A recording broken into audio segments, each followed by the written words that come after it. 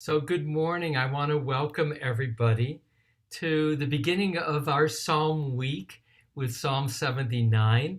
Today's psalm is dedicated to Mimi Goldstein for both her love of learning and for her Parshat HaShavua stewardship, which focuses on both congregants teaching congregants primarily, but it's also exploring how what one is reading is relevant to themselves. So this psalm is dedicated to Mimi.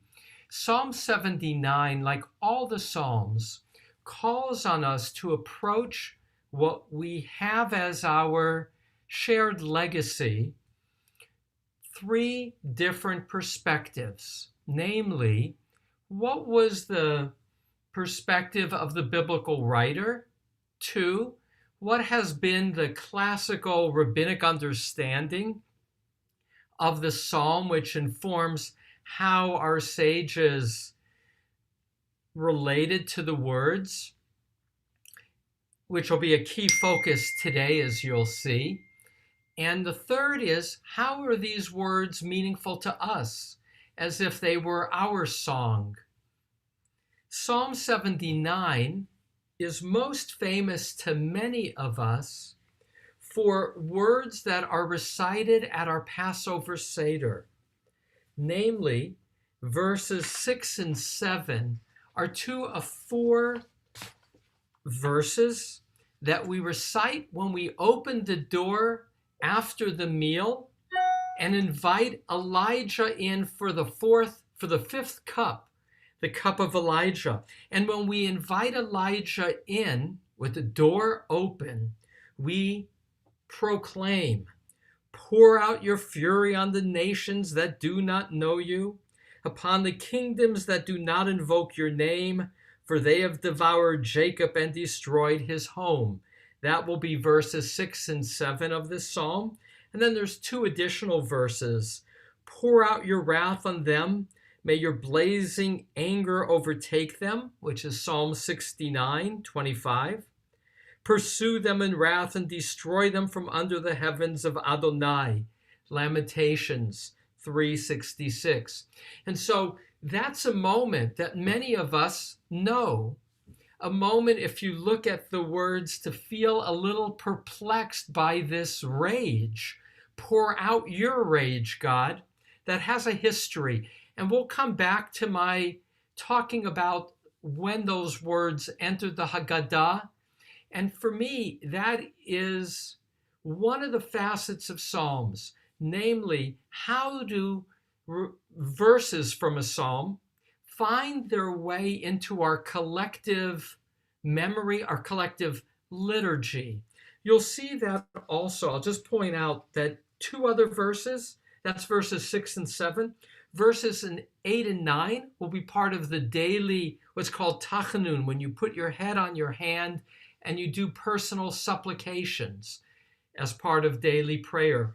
Verses 8 and 9. And the closing verse will be part also of daily prayer, both part of the evening prayers and each of the Amidah, the Modims, which is to say that verses from a psalm, this is average psalm, 13 verses, will be taken and used as part of Jewish ritual, and knowing the context in some cases adds meaning. One more thought, and then I'm going to put it up. This is another one of those Asaph psalms. And again, Asaph is quite remarkable in his poetic sensibility. He'll be paraphrasing and echoing lines from Bible often, as if he is with an audience that is not necessarily reading the text in the time of the Bible. It's an oral tradition. A lot of the words of the Bible are known by heart to the listeners, and therefore phrases, or if you will, echoes of the Bible take on creative use in such a psalm. And with that, let's look together at the words of Psalm 79, And again, I title the Psalms with a phrase from the Psalm. This one, pour out your rage at the nations. A Psalm of Asaph. God, nations have come into your inheritance. They have defiled your holy palace. They have laid Jerusalem into ruins. They have given the corpses of your servants for food to birds of the sky, the flesh of your devotees to the beasts of the earth. They poured out their blood like water around Jerusalem and no barrier. We have become a disgrace to our neighbors, a scorn and derision to those around us. Adma Adonai, te'enaf lanetzach, tivar kamo esh kinatecha.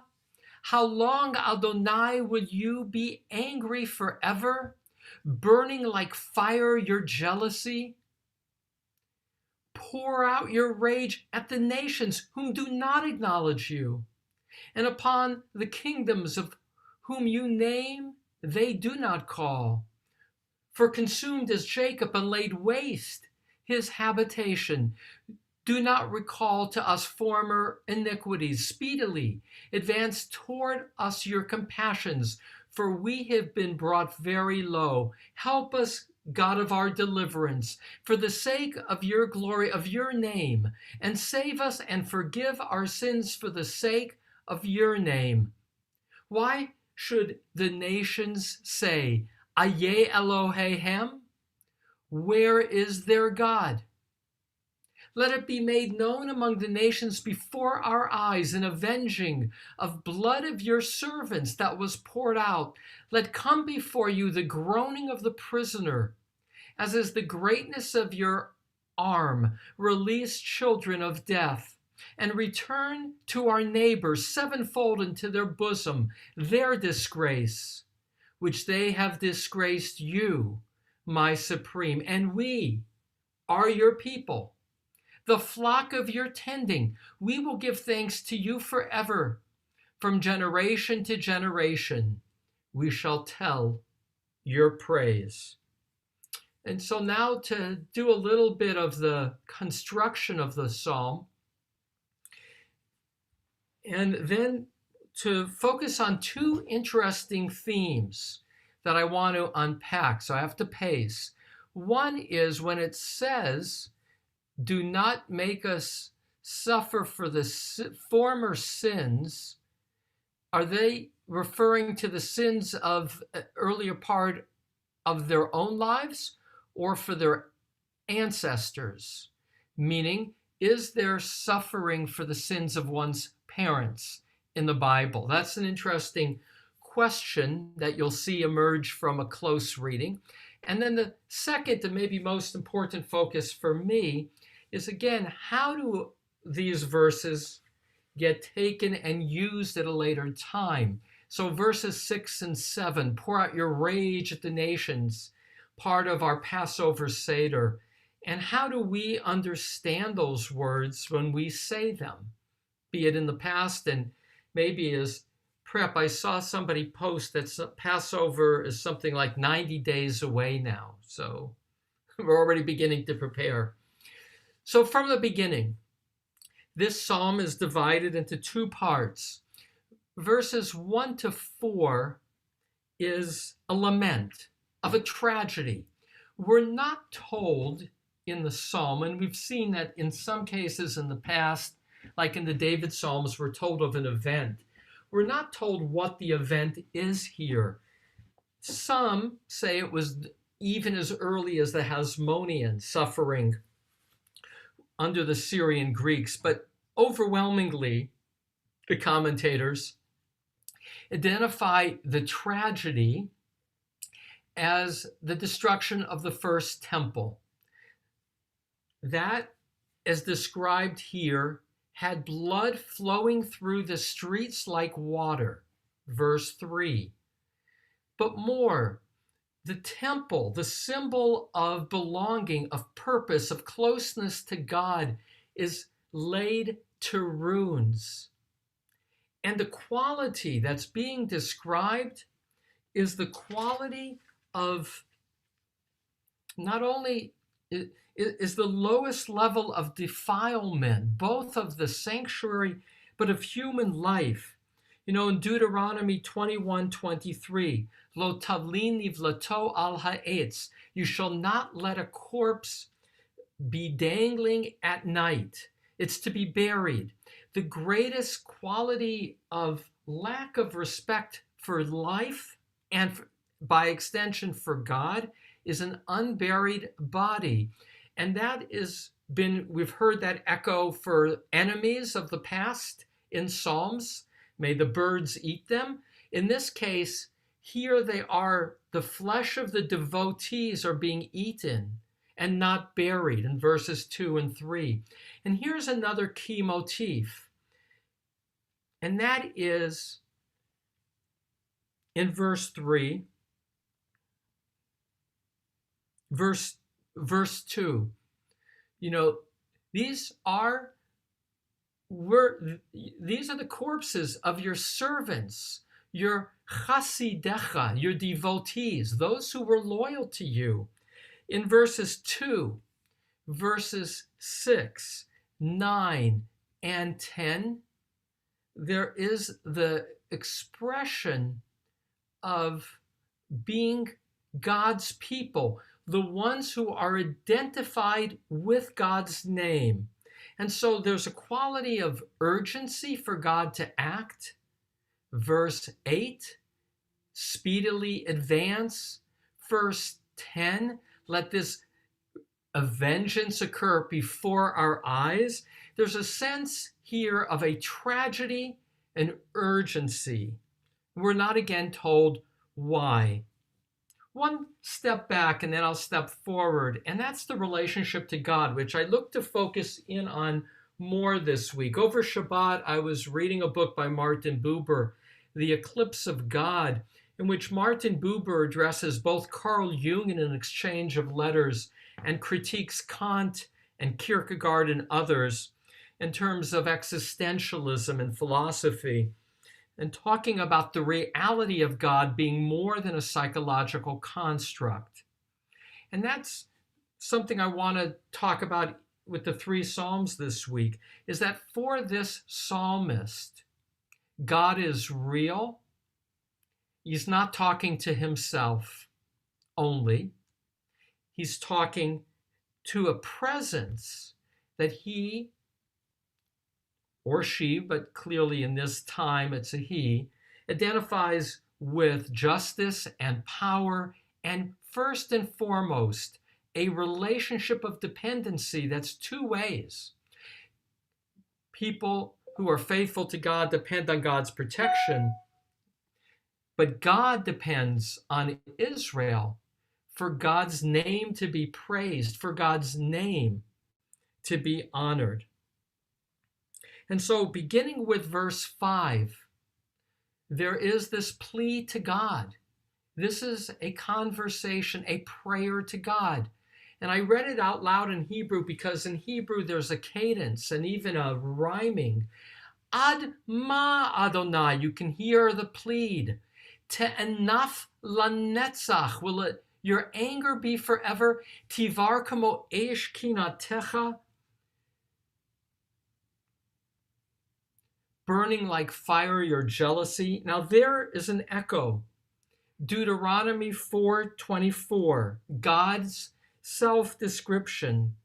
Ki Adonai Elohecha, because the ever-present one, your God, Adonai, your God, Eish Ochla, is a consuming fire. Hu El Kana, he is a jealous God. And so those qualities of burning, of jealousy, are again an echo of an identity from Torah. But this time, it's why is it burning against us? And now back in verse 7, for Jacob, and again, that's that, the Jacob is that of covenant. Abraham, Isaac, and Jacob. You've destroyed both the people and the place. And I pause again, and again, I'm always grateful when Jack joins us to remind me as a child of Holocaust survivors, that we don't know the biblical moment for this quality of feeling so bereft. But for many of us, for all of us for whom the Holocaust is part of our memory, either first or second hand or third hand, there is the sense of devastation that is the emotional context for these words. Okay, then verse 6 and 7 is the plea. Pour out your rage at the nations whom do not acknowledge you. Again, we acknowledge you. We are your servants. We are your pious ones. Not they. They don't call on your name. That's again the two-way street of relationship. I'll come back to 6 and 7. And now, verse 8. Do not recall to us former iniquities, avonot rishonim. Speedily advance toward us your compassions, for we have been brought very low. This question, are we punished for the sins of our ancestors, former iniquities? The commentaries are split over whether former is, do not recall to us our ancestors' iniquities, our early ones or forebears, or it's to be understood, this phrase, as do not recall to us our former iniquities. And that's again the nature of the poetry. Maybe both are true. Here's where there's a tension about this key theme. Do children get punished for the sins of their ancestors? In the Ten Commandments, we're told, you shall not bow down to other gods or serve them, for I, the Lord, the God, am a jealous God. Back to jealousy. Visiting the iniquity of parents on the children to the third and fourth generation of those who hate me, but remembering those who love me to the thousandth. That can be understood poetically to be, I am a God of love and my love far exceeds my sense of anger.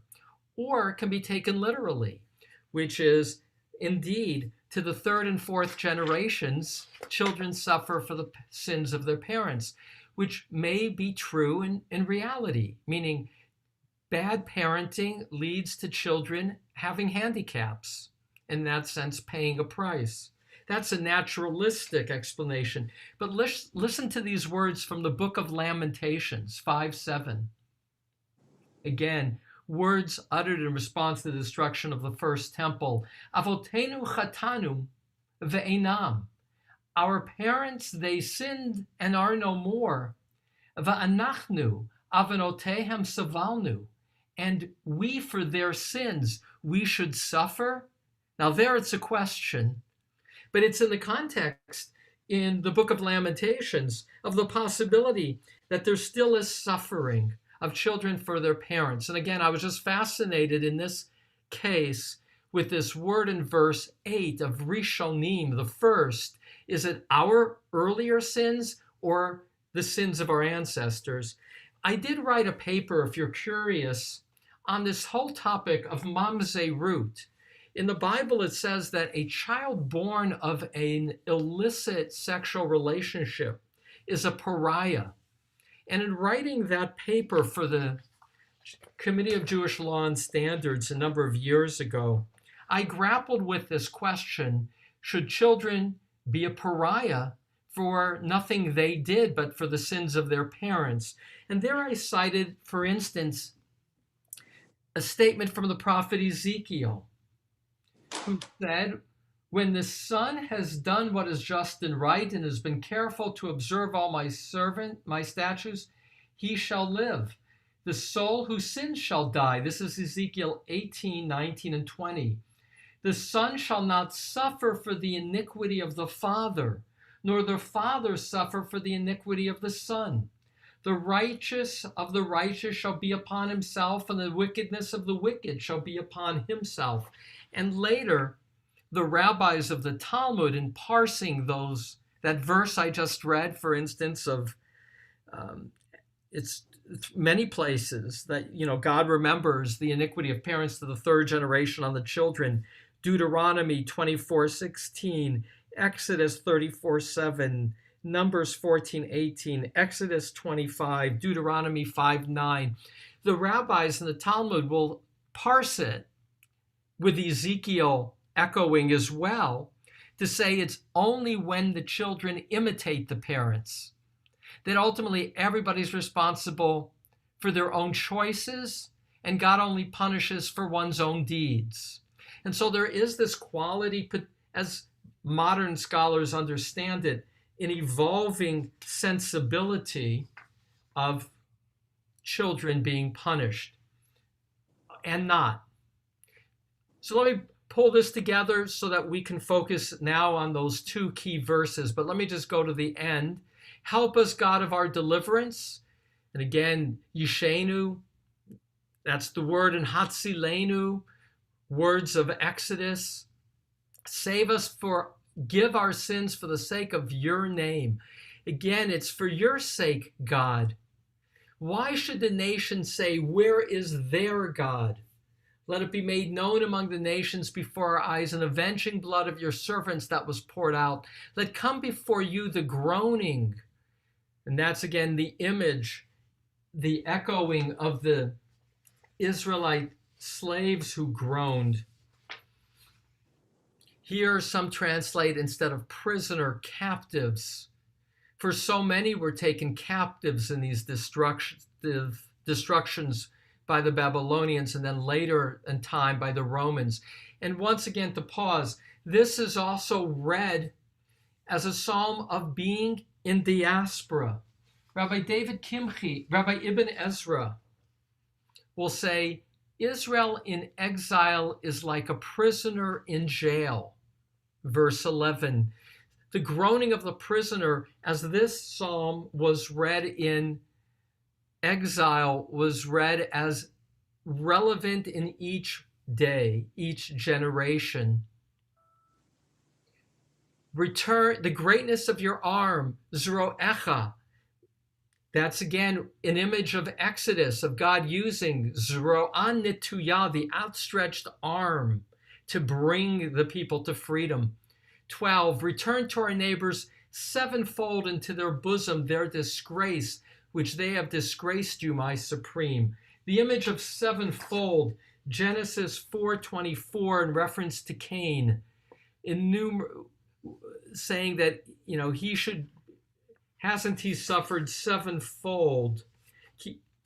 And so 7 becomes endlessly. Let them suffer for the disgrace that they sought to bring on you. That's the argument that Moses makes to God after the golden calf. Even though we've sinned, for you to destroy your people would make you look bad in the eyes of the nations. For your sake, don't destroy us. And the last verse, verse 13, which again is part of our daily prayer, is set apart from the rest of the flow of the Psalms. We've seen that as not unusual. The language is also different. It's kind of an epilogue. And we are your people, the flock of your tending, that quality of God as shepherd and we being God's sheep. We will give thanks to you forever. From generation to generation, we shall tell your praise. And that is often the punchline in Psalms, and that is we're created in order to praise you. That's our purpose. So now the last piece, the refocusing on what is most familiar, this verse 6 and 7. Pour out your rage at the nations whom do not acknowledge you, upon the kingdoms of whom you name they do not call. The timing of reciting that in verse 7, for consumed is Jacob and laid waste his habitation, is at the end of the meal of the Seder, in which we open our door and we invite Elijah in. Elijah is the prophet who's going to proclaim a world of justice, a world in which God has re-entered history to enable the fulfillment of the promise of harmony. That's what Jews, all the more in the generations of exile, awaited as the call to return to the promised land. This paragraph that we're focusing in on only entered the Haggadah in the 11th or 12th century Germany during the time of the Crusades, according to most scholars. That was a time in which blood flowed, in which those who were on the way to redeem the promised land killed more Jews along the Rhine than they killed in the war necessary, according to some scholars, in Israel.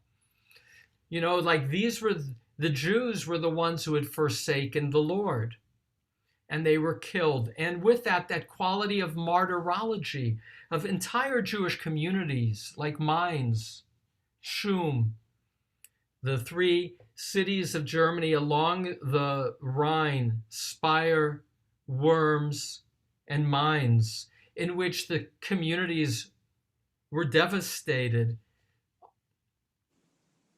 and which in so many cases it was an act of martyrdom, either convert or die, and they chose as communities to allow themselves to be sacrificed.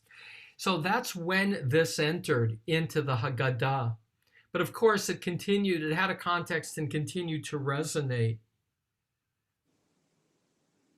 In 1521, there was a manuscript that for some Haggadahs would later get put in, though it may have been in fact composed. Well, it's already in a manuscript from 1521, and that is the following, that got read immediately after, "Pour out your fury on the nations. Pour out your love on the nations who have known you, and on the kingdoms who call upon your name. For they show kindness to the seed of Jacob, and they defend your people Israel from those who would devour them alive. May they live to see the Sukkah of peace spread over your chosen ones, and to participate in the joy of all your nations." And again, I pause to honor Jack, to say that Jack has been my teacher, to say that every survivor who survived had a non-Jew, a Gentile, who was an enabler of that survival. And that is part of this story of Jewish suffering as well. But back to this theme, and that is, how do we relate to these words? Do we relate to them simply as a memory of the past? Do we relate to them as a call of justice in an unredeemed world for all people? And the last comment in that regard, which you may have seen in the letter that I sent, and my letters are getting longer introducing the Psalms, but I was fascinated to find in one of my commentaries, and this is a book that I got only in recent months that's put out by Chabad, that often has commentaries of the Rebbe to the Psalms, in which he, post-World War II, is commenting on these verses. And he said, well, these verses, when it says, "Pour out your fury on the nations," it's only on those that do not acknowledge you. It's not to be an indiscriminate, it's only us that you care about. It's only those who don't acknowledge you that you are to bring to justice by pouring out your fury. And what's remarkable for me in his comment is that he didn't define who it is that acknowledges God on the basis of belief, but on the basis of action. And he says, in our time, countries tend to be kind. They tend to help others in need. They provide food. They provide care. That is not what verse 6 is not talking to the nations of our day. And I thought that was remarkable on both counts, that again, those who don't acknowledge you is not about belief, it's about action.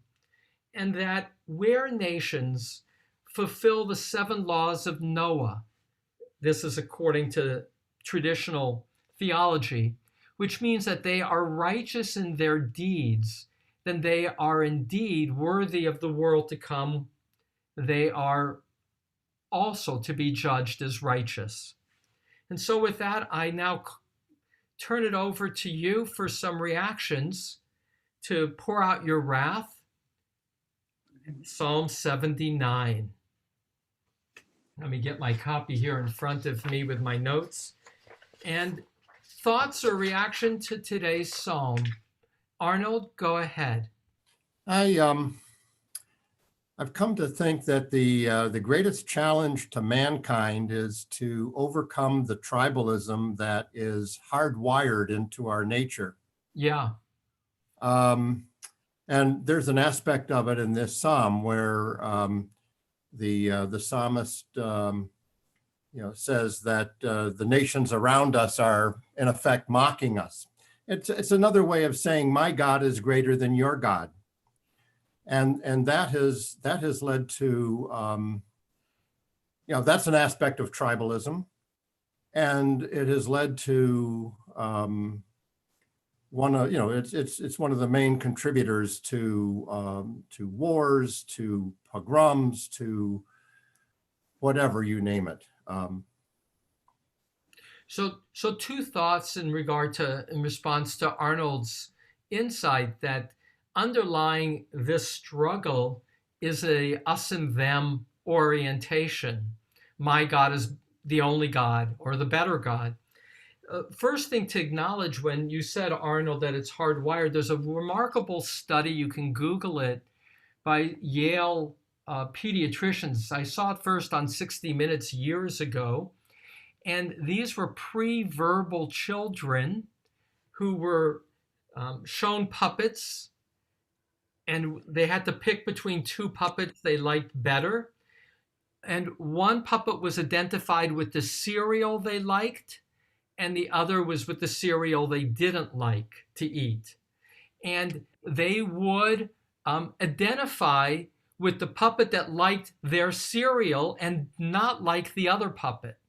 So it's a remarkable study. Again, you can Google how we're hardwired to be group identified with the people who share with us what we like or we're identified with. And the challenge is that's how we're wired. That gets overcome to some degree as people mature and widen the scope of identifications. How you turn a me into a we is the challenge of civilization. And it can be enlarged.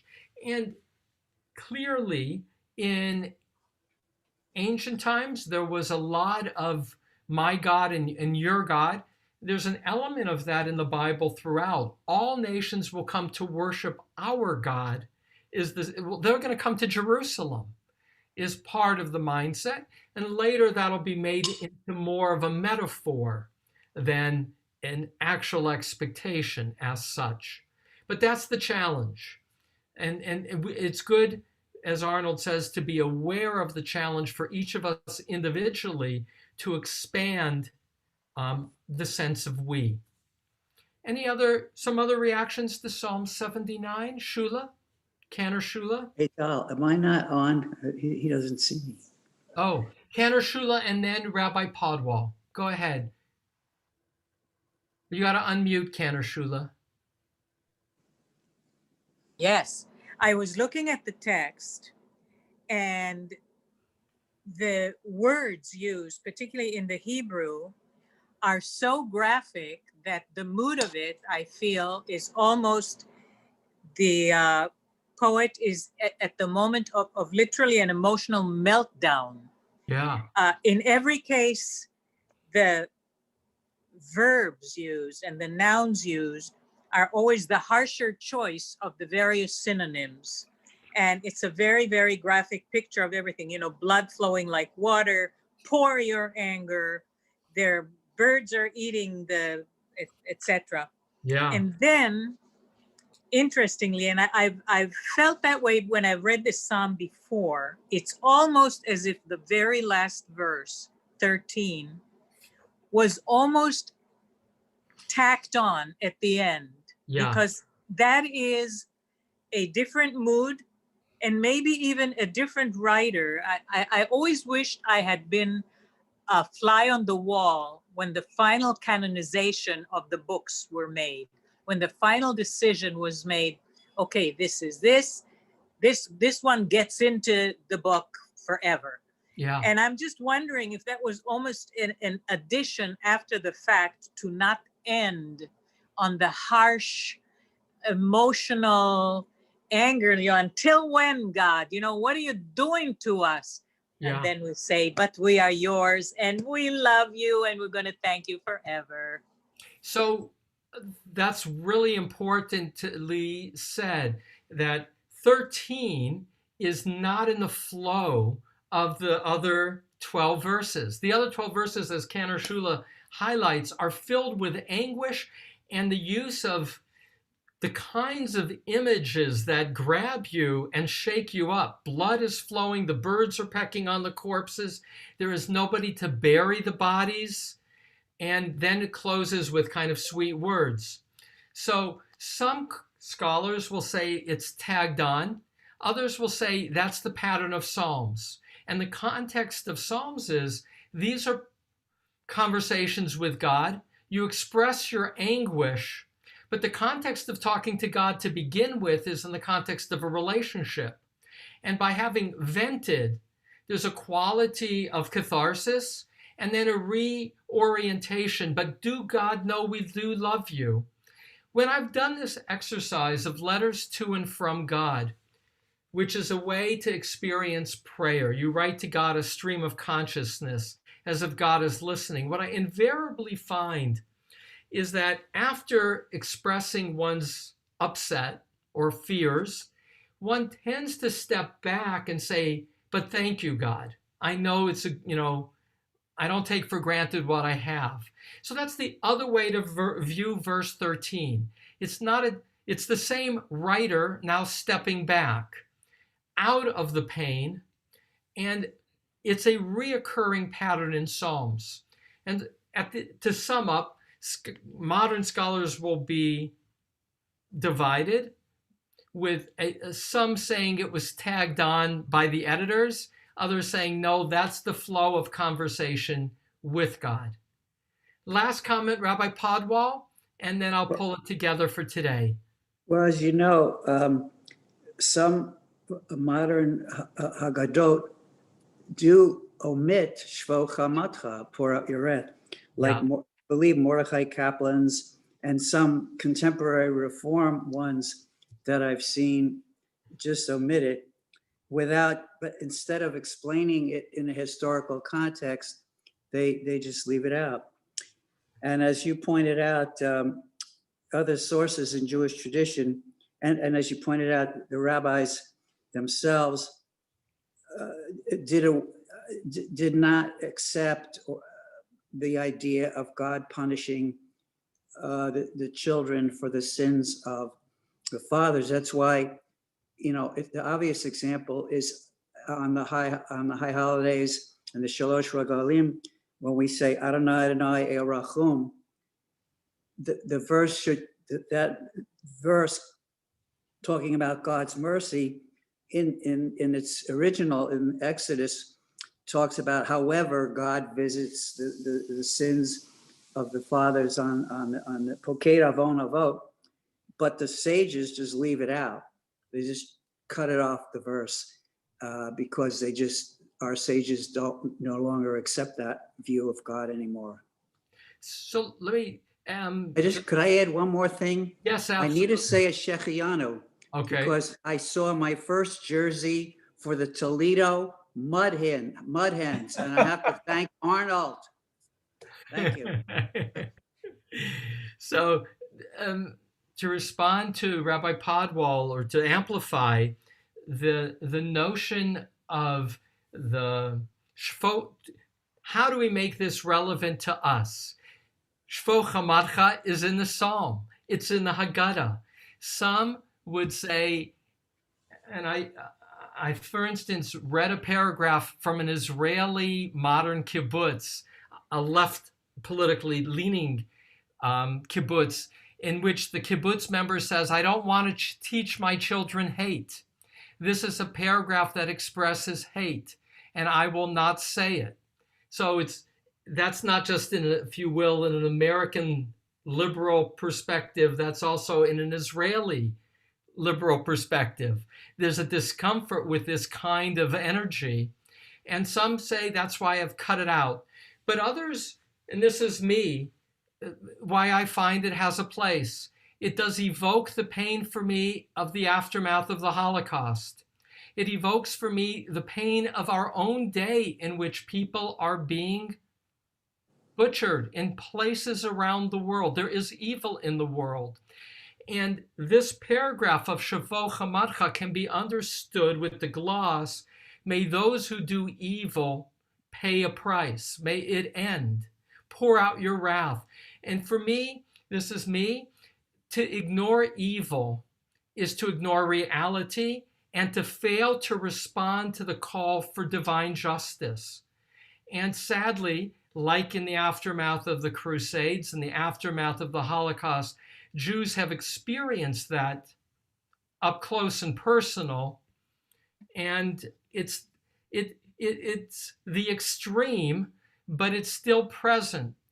And it's a call for Elijah. It's a call to God for a world where there is no evil.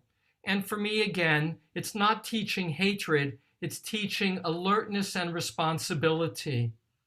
And the last piece is to say it's evolving how we understand Torah. I cannot relate to a God who punishes children for the sins of his or her parents, including this category of mamzerut, the child who's the pariah. And our rabbis, there is from the biblical to Ezekiel to the rabbis to modernity, what I would agree with Rabbi Podwal as a modern reader, a sense of change where that was viewed more and more metaphorically rather than literally. And what remains is that we are each responsible for our own choices and our own deeds. And so sometimes when reading the past text, I choose to read it metaphorically rather than literally. Or a word like rishonim, it can mean I choose to read it for my earlier wrongdoings rather than for my ancestors' wrongdoings. So in sum, we bring lenses, and there's these three levels, and we're going to revisit them tomorrow with Psalm 80, a psalm called Restore Us, Psalm 81, Blast on the New Moon Shofar this week. And what I want to refocus in on is the mindset of a psalmist speaking to God. And how do we get our own hearts and heads around that experience of talking to God? With that, I invite those to speak with God, the words of the Kaddish, who would like to do so honoring the memory of a loved one. One moment. One second.